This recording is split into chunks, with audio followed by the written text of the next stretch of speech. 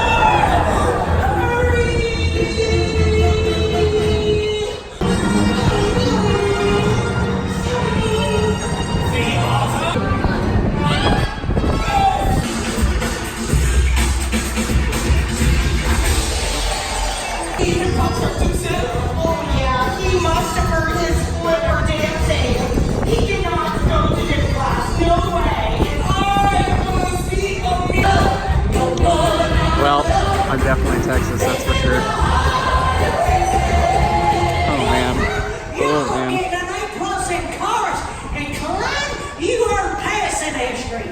Okay, how? I'm shaking just holding the camera right now. Like, dude, props.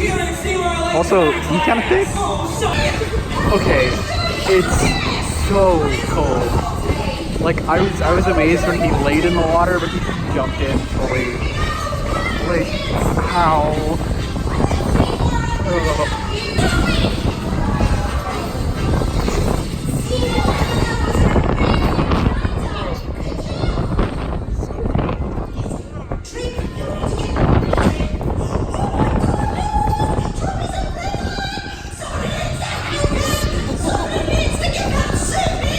You can see him turning red, and he'll slowly turn purple. It's huge. Poor guy.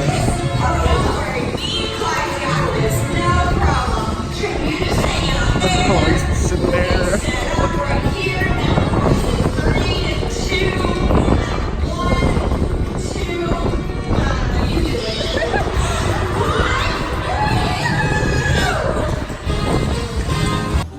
So, some quick thoughts from Sea Lion High. Really enjoyable, just like every Sea Lion show I've seen.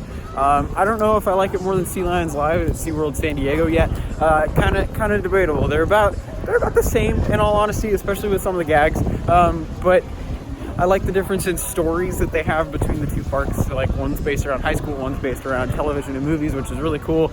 But yeah, Texas. We're definitely Texas. But we are moving through everything, but since every ride is closed, like major roller coaster that I wanted to get on, even Wave Breaker's closed, which I'm really sad about. We're probably just gonna head towards where the belugas are, because why not go see some animals, and because that's really the heart of SeaWorld in all honesty. But yeah, I'm looking at Steel Eel's lift hill right now, and I'm like, it's killing me. But like, I'm supposed to be going to Fiesta Texas Monday. Hopefully the weather doesn't stay like this until then. It's supposed to, apparently. But if that's the case, I don't know if I'll be able to do much there, so we'll see. So SeaWorld San Antonio, I will definitely give the plus to their Bay of Play. It's massive compared to ours in San Diego. Like, wow, it's big. So another plus to Bay of Play, they've got a ton of walk-around characters going around, and that might just be because of Halloween Spooktacular, because they do have a trick-or-treating spot, like layout for that, like a full trick-or-treat trail going on, but tons of walk-around characters and some actually really nice costumes on them. One of them has an actual honking nose, which is freaking amazing. But I'm getting my first looks at gray white and Texas stingray right now as we're walking next to the big lake in the center of the park, or at least part of it, I believe. But yeah, lots of empty space, like a lot of people have said, but it's not like bad empty space, at least the parts we've seen so far. It's not like ridiculously empty. So I don't know, I kind of like some of it so far, but we've only seen like a quarter of the park, if that. Like, I totally want to get on Steel Eel and Wave Breaker right now. That would be so great. I've heard some really great things about both of them. And then Great White, just another Batman clone to knock out. Texas Stingray, oh, it's hiding behind the trees really well right now. But we'll go over there in just a little bit. But, oh man, I want to get on both of them. It would be my first Morgan Hyper as well as my first Intamin family launch coaster. But, oh man. Oh well, hopefully the wind dies down. Hopefully they can even try and test them, but we'll see. We've literally got real tumbleweeds coming around. Wow. Oh, what a day to be at SeaWorld San Antonio. Oh my goodness. But Texas Stingray off in the distance. But we actually just found out the Pets Ahoy show that we really want to go see, because there's no more pets show at SeaWorld San Diego, is starting in like 5 minutes. So we're rushing over there. And apparently it's by the entrance of Steel Eel. So we've got a little bit of a walk, but not too far of a walk. But man, I love that paint scheme in person. It looks really pretty. And crane. Wow, the first animal we've seen besides the sea lions. Yeah, that is one thing. There's really not many exhibits here, at least in the front half of the park, it would seem, at least that we've seen. So hopefully we'll see some a little later on, but let's get over to Pets Ahoy. So we made it into Pets Ahoy. They're doing a little pre-show right now, but look at that set. It's really nicely done.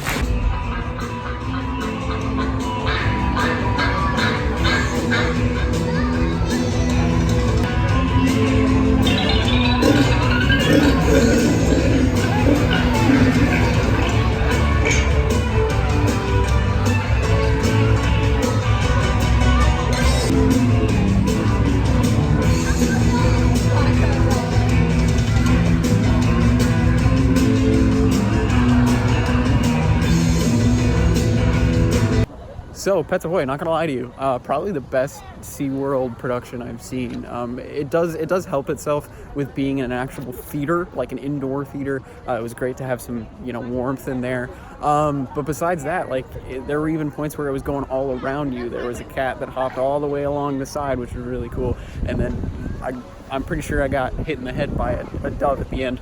But legitimately, really well put together, at least in comparison to most of the SeaWorld shows I've seen at other parks especially.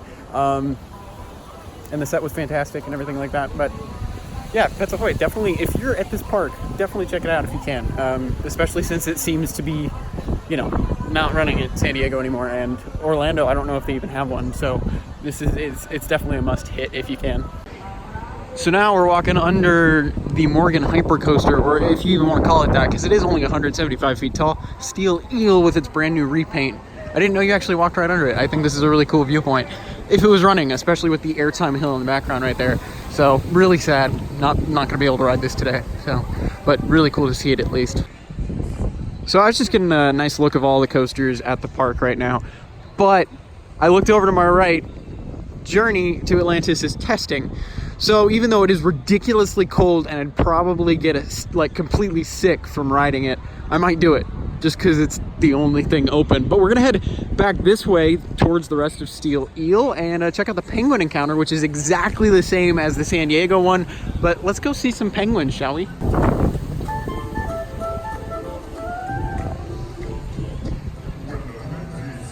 So we've made it to Penguin Encounter, but right next to it, and of course underneath Steel Eel, they have this nice photo op.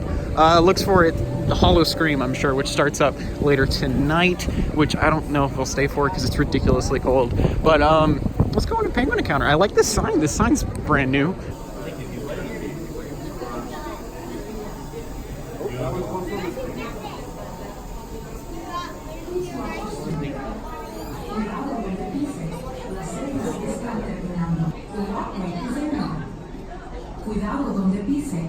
senda está...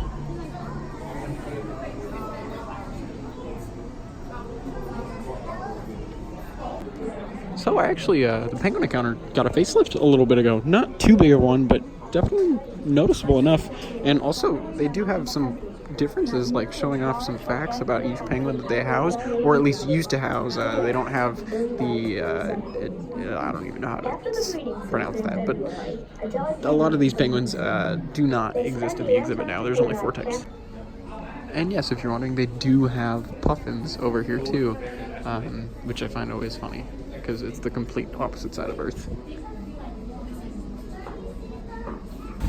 So we're coming up to the entrance of Wave Breaker, the rescue coaster, the Intimate Family launch coaster. I was really hoping to get on this today. I'm actually going to ask the op up front to see if it's got a chance of opening today, but we'll have to just wait and see.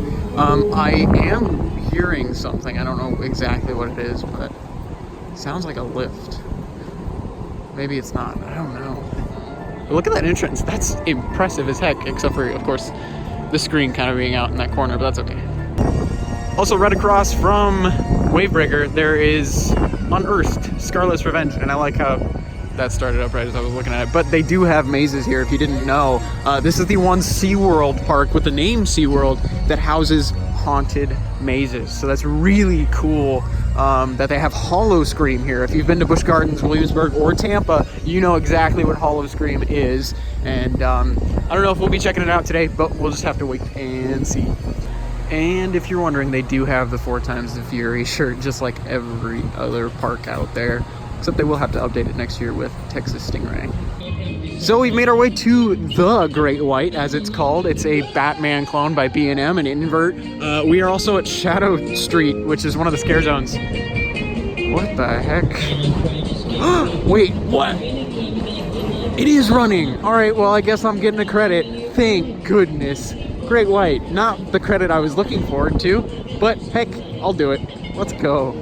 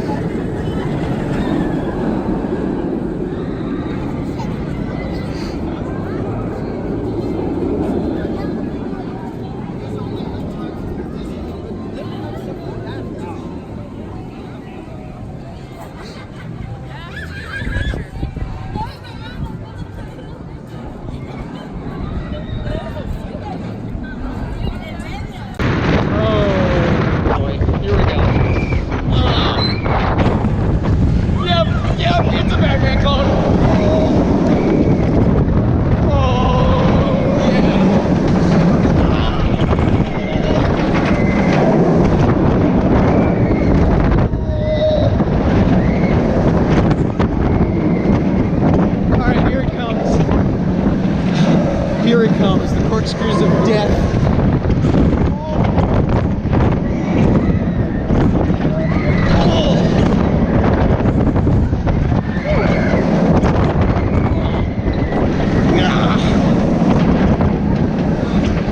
All right, hey, I'll take it.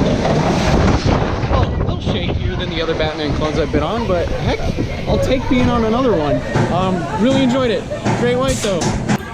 All right, I'll give my thoughts on Great White a little later on, but it exits into an arcade, and I'm kind of being dragged into playing some air hockey and skee ball, but that's completely okay by my my thoughts. Big White, oh, it's actually themed. How about that? But yeah, arcade in here. I haven't really done any arcades in parks in a very long time because I don't really see the point of them, but this one's actually not badly priced, so I'll take it.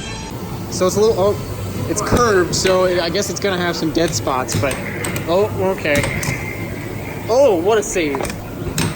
I'm so good. I'm so good.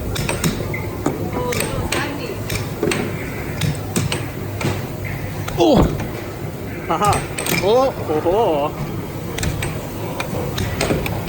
Ooh. All right. I got smoked. Well, after crossing by Great White again, we have reached Vampire Point with a pop-up bar called Bloodthirsty, it would seem. But right behind that is Texas Stingray. Really excited for this next year. Should be one of the best rides opening next year for sure. So, as you know, if you watch all of our videos, Zach just bought this shirt, and I've always wanted that. But what? I really, really want that, because it's so true. I will say, though, this is one of the most elaborately themed pop-up bars I've ever seen. Really cool. There's also this totally cool photo opportunity you can take with some vampires, it seems, over here. That's really awesome, actually. The fact that there's so many little picture spots you can take. Also, look at this covering. Wow, cool. But right next to this butte, which I will actually be filming an update for right now. So let's get over to that.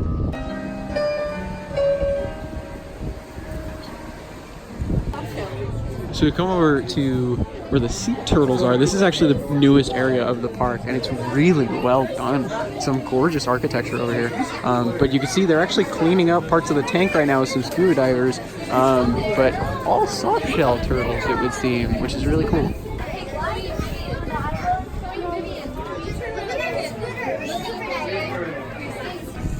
In addition to Turtle Reef, they also introduced Riptide Rescue, which we know in San Diego very well, as well as Sea Swinger, which is a pendulum ride. Really cool additions. The area looks really clean, but ooh, Texas Stingray.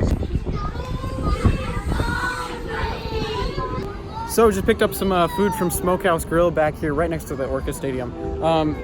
You can't really see too well, but we're actually having to bring it over to the show itself because the food service took so long.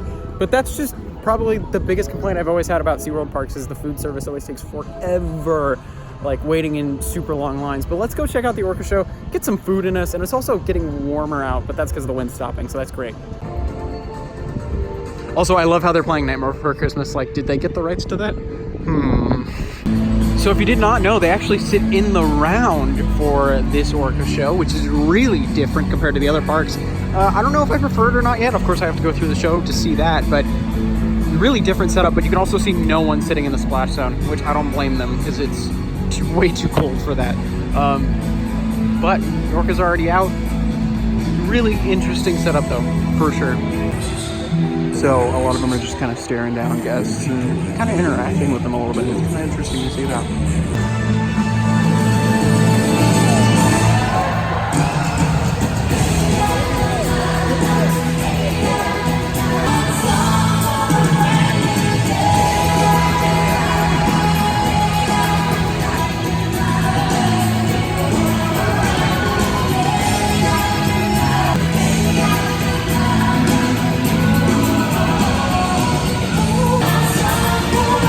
One thing I'm finding really interesting, these orcas are definitely younger and smaller than the ones we have in San Diego, that's for sure.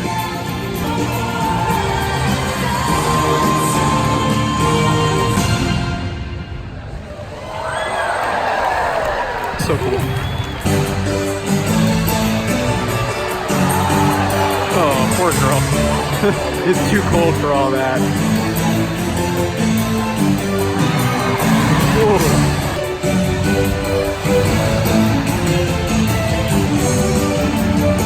Very interesting, we're seeing it in the round. Two separate show-off areas for two different orcas.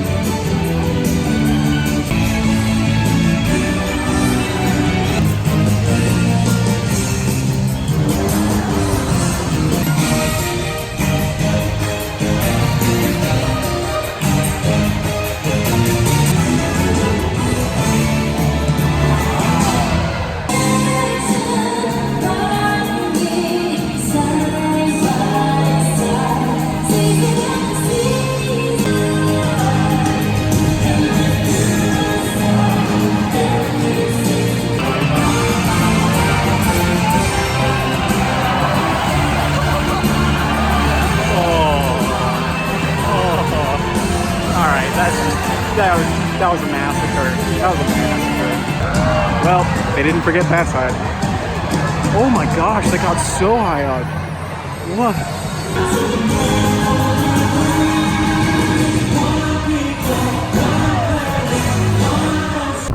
So they are running cycles on Journey to Atlantis. Do I want to do it? No. Will I do it for the cred? I'm tempted, even though I'm so freaking cold right now. I'm so tempted to do it just for the cred, because it's one of two I could get right now, and I've gotten the other. Yeah, we'll see. We'll see. It doesn't look like you get too absurdly wet, but we'll see. Well, there's another view of Journey going down the drop. We're heading to the Beluga Show, or Beluga and Dolphin Show. They actually have a joint show between the two.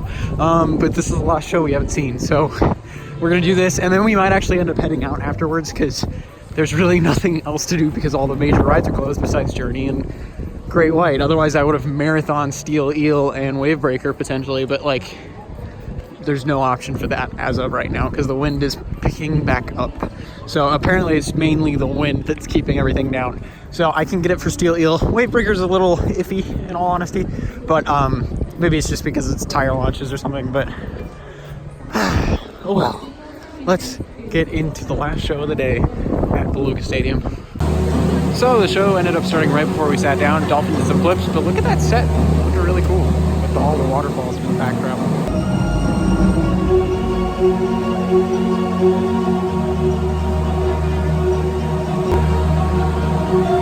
Wow, that thing's like a torpedo. Holy cow.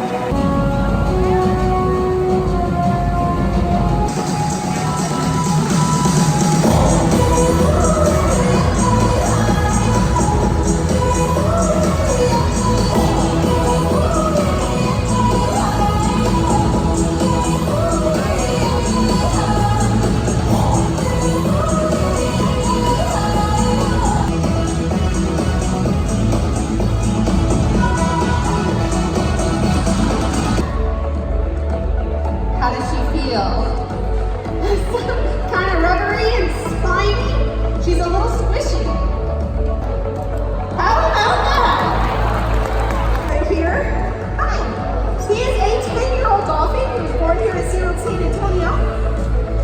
These dolphins have a lot of power. They can swim as fast as 25 miles per hour. Just like that.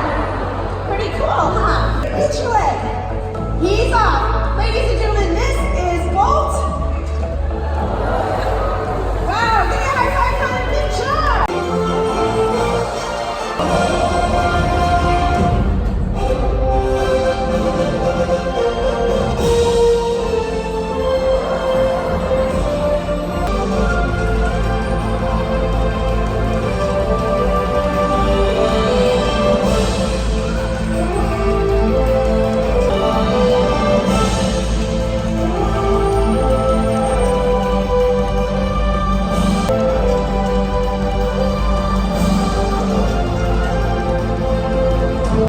So just got an ocean discovery, the Beluga / light-sided Pacific Dolphin Show. Super cool. Definitely like almost an exact copy in a way of the dolphin show we have in San Diego, but of course with belugas introduced into it, which is really cool. But I really love this view. I want more to be in this view. I think it would be better if there was like one more thing to look at, maybe on this side of the water. I do find it a little interesting that Wavebreaker and Steel Eel are right next to each other over there. But I don't know. I think obviously Texas Stingray will add to this view, but I don't know. This is one of the parts of the park that has not too much. I mean, Journey is over here, but not really anything besides that.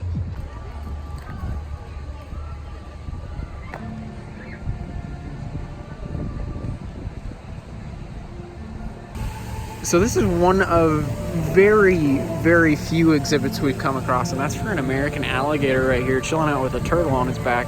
I'm sure he's not appreciating this temperature right now, but kind of sad there's not more exhibits. There definitely should be more exhibits here, I think. I think that's honestly a huge drawback to this park.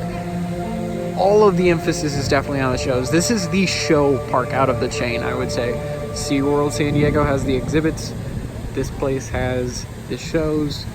Orlando has the coasters. So I find that really interesting, but I think every single one of those parks needs to go towards the middle of the three, in all honesty, and just kind of have a bit of everything. So found an amazing point to look out across this beautiful lake, as well as, hello, buddy. Little crane right here. Also, tons of fish as well as turtles are out, which they expect some feed from us, which sadly I don't have any quarters. So, oh, hello.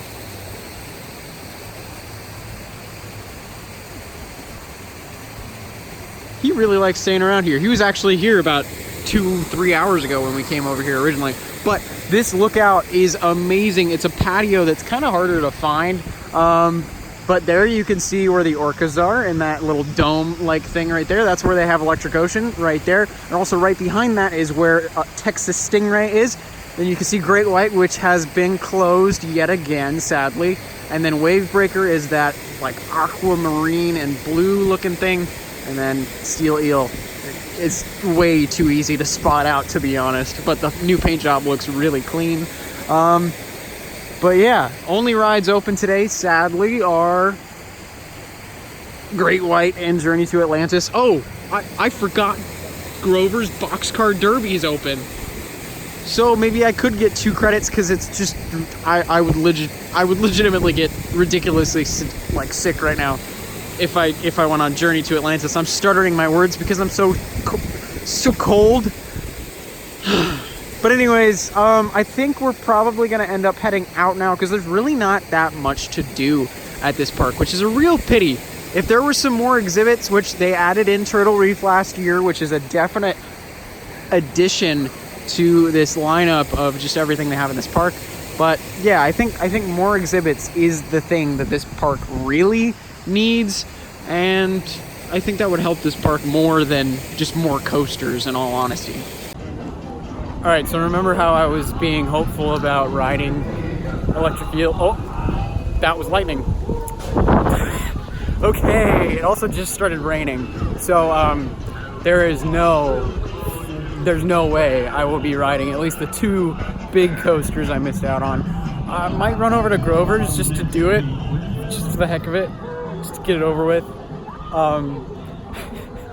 But yeah, kind of a fail ride-wise today, but I can't do anything about that. That's weather. They can't do anything about it. But yeah, and I'd love to stay for Hall of Scream, but it's just gonna get colder and colder at this rate, and I'm already freezing, so yeah. I do love all the props they have out for Hollow Scream. Also, the song they're playing right now is in Assassin's Creed 4 Black Flag, one of my favorite games of all time, and I just got major flashbacks and like, oh, it's so good. Memories. So with the rain starting to come down and the wind still pretty high, I'm gonna try and get on a Super Grover's Boxcar Derby to get another credit. So yeah, no shame.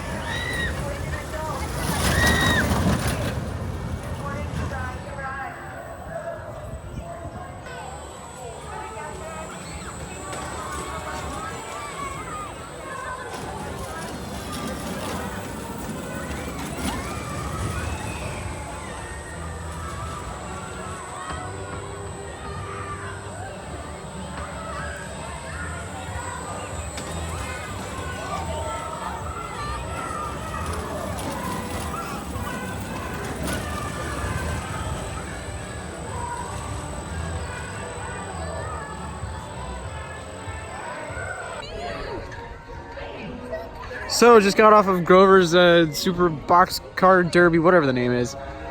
What in the world? Sat back row Elmo's car, because they're all themed to different Sesame Street characters, but it was kind of a little more janky than I was expecting, especially looking at the track profiling, but especially where the camera is, because there is actually a camera spot.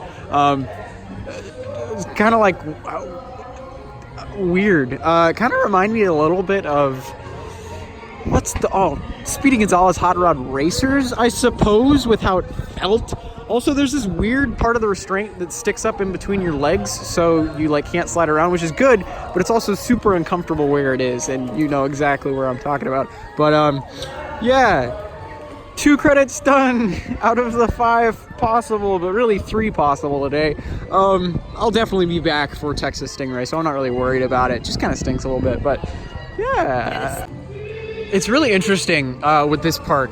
This is actually the front entrance of the park itself. It doesn't seem like it, right? This seems like a weird offshoot of the side of the park.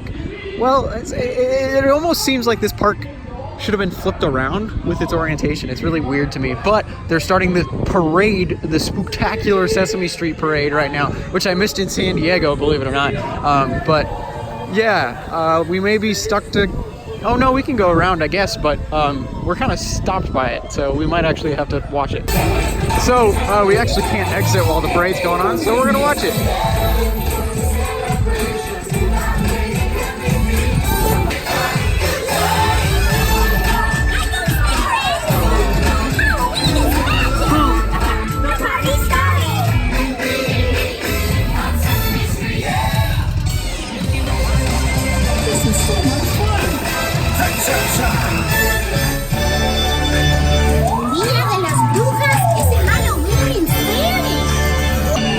Hey, where's the wacky taxi at?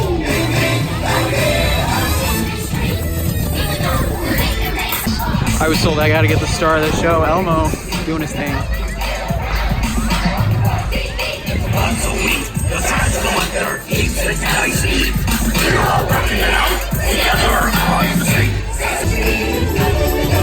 Also, if you didn't know, it was actually the Count's birthday the other day. Happy birthday, Count.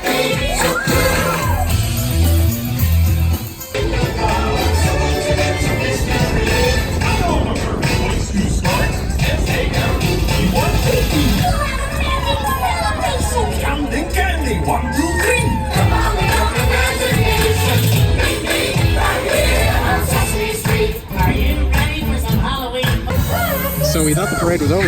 Nope, everybody's coming down. It's not gonna be too scary. Oh, I guess we're not putting up as soon as we thought. Cool though. Okay, I just missed it, but Grover just went down the slide. What a cool dude.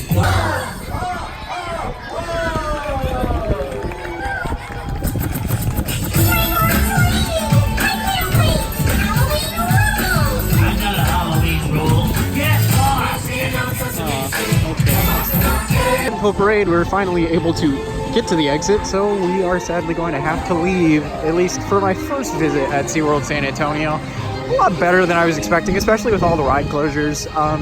Definitely think this park just needs more exhibits, if anything. The parade was great, just have one major problem with it. They blocked the entrance and exit to the park entirely. So that's really my only problem with it. But Aquatica is right here. If it was a warmer day, we might check it out, but it's definitely not. But now we're gonna go to a place called Discovery Point, and that's actually where they house dolphins. So let's go over there. So just to give you an idea, here's the front main gate to every park over in this complex. Aquatica's entrance is right here, and then you have SeaWorld San Antonio is over by that welcome sign over there, and then Discovery Point is over here. So actually you don't need any like physical form of pass or ticket to get into Discovery Point, I believe, but hopefully we'll get some really cool views of dolphins as well as other fish. So let's go into Discovery Point before we leave SeaWorld San Antonio.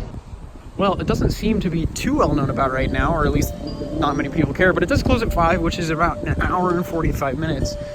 But it's like eerily quiet over here. Kind of interesting compared to the rest of the park. You always saw somebody, oh well, there's some people, but it's definitely quieter over here. Even though you don't technically need an admission, you just need to go through security, and you can just walk right in. Also, this is where you get to swim with dolphins. If you sign up for that interaction, you can do that here. So, also, look at those rocks shaped like dolphins. It's cool. And speaking of dolphins, you can see a couple of them breaching the surface over there.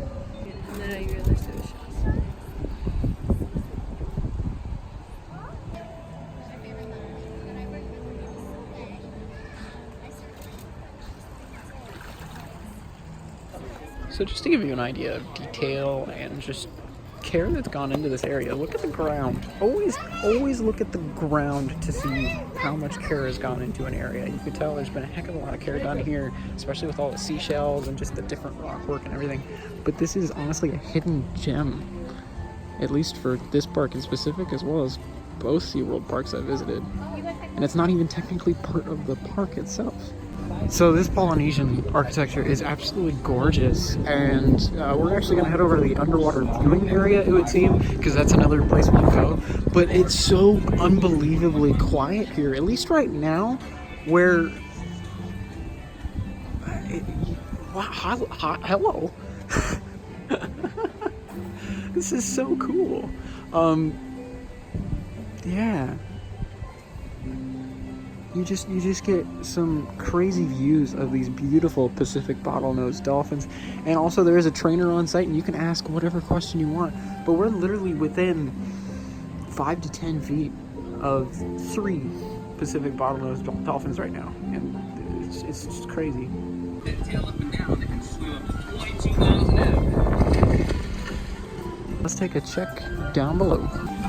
So this place, Discovery Point, is reminding me a lot of what I would expect Discovery Cove to be in Orlando. That's kind of it's kind of the same idea here, but I just, wow, the plant work, the architecture, the amount of time put into everything in this area, you can just tell.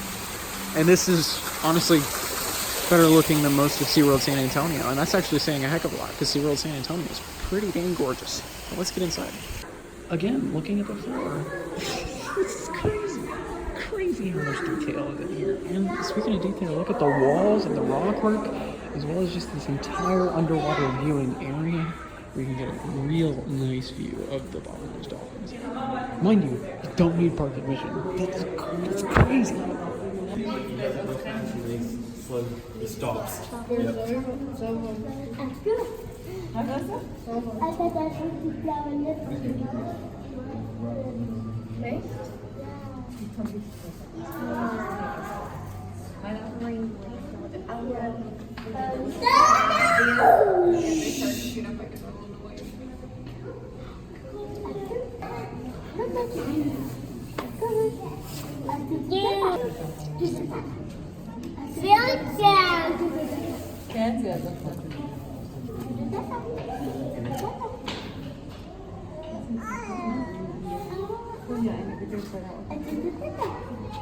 I've legitimately never gotten this great of a view of bottlenose dolphins. It's crazy to me.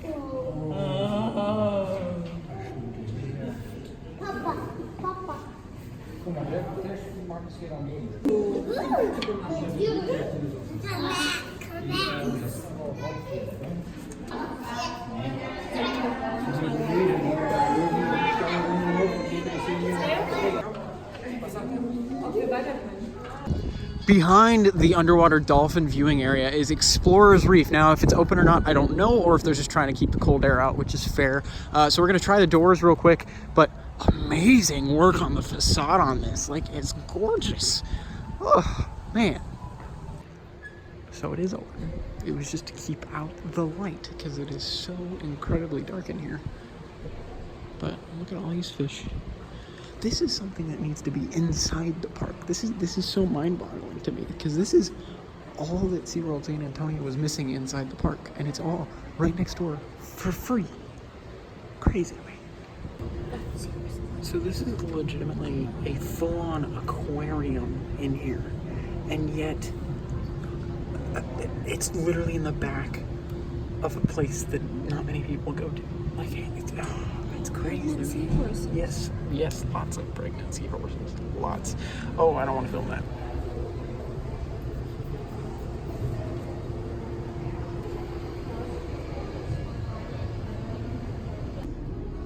Okay, this is incredible. Wow. Just the amount of life in here is insane. This is a bigger underwater viewing area that even SeaWorld San Diego has, and I feel like it's so little known about. It's crazy to me. Because this is a full-on aquarium piece in here. So I thought it was just this room, right? That was this singular tank. Nope. As you can see in the distance, that's the same tank with a sand tiger shark swimming close to the window. This is insanity. I cannot believe how much life in and how freaking huge this tank is. This is a bigger tank than I've ever seen before, unless I guess you're talking about the submarine ride at Legoland, California, but I think this is bigger than that, honestly. But it's insane. I can't think of another word besides absolutely immaculate. Wow. Just that view though with the shark swimming in the distance, quite menacing as well. Mind you, still the same tank, also some sharks I've never seen before. Not entirely sure what those types of sharks are. I know that looks like a sand tiger, but it actually looks kind of different than the ones I know. So maybe it is a different type of sand tiger, potentially, maybe an Atlantic sand tiger. I really don't know. But I will have to look at the screens up ahead to see what type of sharks are housed in this exhibit, because there are definitely some sharks I've never seen in person before, at least. But man, it's crazy to think this is the same tank. And oh, somebody's taking a little nap. So the one I was asking about is a sandbar shark or a black tip shark. Even though it doesn't really have a black tip, which I find interesting. But so that's answered my question, and it is apparently just a sand tiger shark. Just they might be a little smaller than the ones in San Diego, if anything. Oh, that one's not. It's insane. Just that's the same tank all the way off in the distance, like 150 feet away. Oh. So, to add onto that aquarium field, we got some poisonous frogs right here. Super cool. And they're all out and about right now, like they're just moving. Don't touch them though. That literally looks like a piece of like plastic or rubber that you'd find in a trick-or-treat bag for Halloween, but it's the actual frog. There's so many. I keep seeing more and more. Holy cow. Again, another massive tank. Wow. Super cool. Also, not too far away from the football field tank, I'll call it.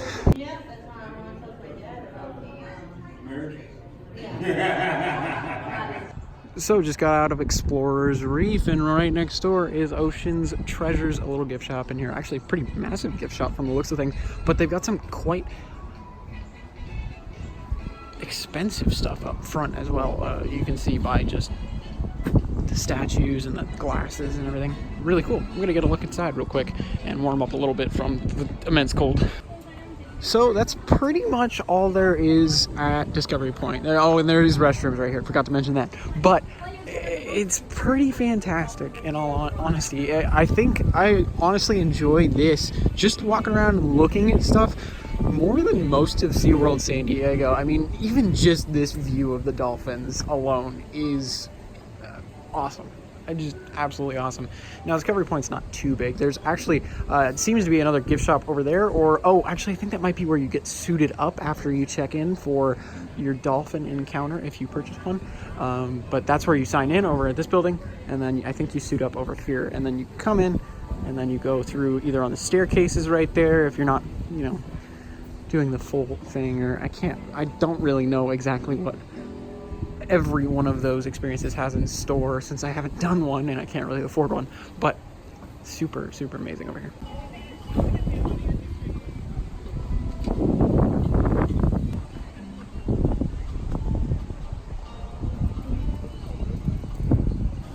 Also, right at the entrance and exit, there is a Discovery Point gift shop, just to let you know. So, tons of ups and downs with the visit to SeaWorld San Antonio today. Obviously didn't get to ride everything. Got to see all the shows, which is fantastic.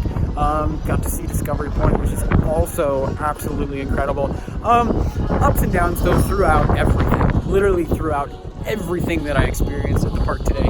But that's a great front entrance. But yeah, super excited I finally got to get to the park. I gotta come back next year for Texas Stingray, if anything, and also to get on Wave Breaker and Steel Eel. But I don't think it'll be possible to get back here in the weekend, at least not financially, especially if I want to get to Fiesta, Texas on Monday. But SeaWorld San Antonio, if you're in the area, definitely come check it out. If you're interested in marine life at all, or just want to get some credits. But it was actually really, really great, besides weather and stuff like that. But until next time, we'll see you on the next ride.